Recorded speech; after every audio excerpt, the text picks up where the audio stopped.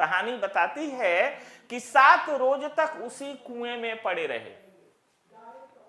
8वें रोज भगवान कृष्ण स्वयं अपने दर्शन दिए और सूरदास को कुएं से बाहर निकाले।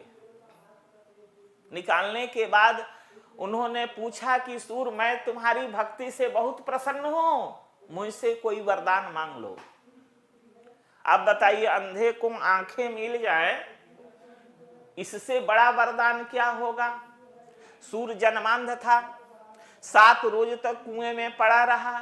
8वें रोज भगवान कृष्ण सूर को दृष्टि दिए, उन्होंने उसे आंखें प्रदान की, कुएं से बाहर निकाला और कहा कि मुझसे कोई वरदान मांग लो। बताइए इससे बड़ा वरदान क्या होगा।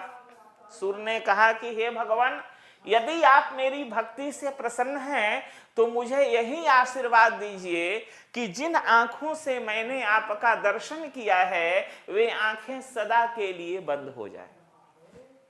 क्या बात है भाई। कुछ विद्वान मानते हैं कि सूर का मानना था कि अब तक ये आंखें कुछ भी नहीं देखी, आंखें खुली तो परमात्मा के दर्शन हुए। अगर ये आंखें खुली रह गई तो दुनिया के तमाम अत्याचार, भ्रष्टाचार, लूट खसोट, हिंसा, सब कुछ इन आंखों को देखना होगा। बेहतर है ये आंखें बंद हो जाएं।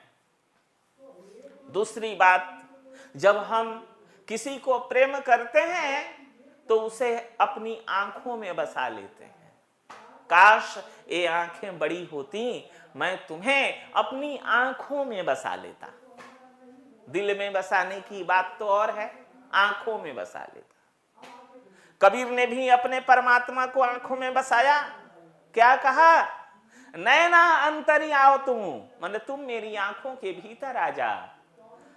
औहू नैन झपेऊं, और मैं अपनी आंखों को बंद कर लूं, कपाट बंद कर लूं। ना मैं देखूं और को, ना तुझे देखन देऊं। ना मैं किसी को देखूं, ना ही मैं तुझे किसी को देखने दूं।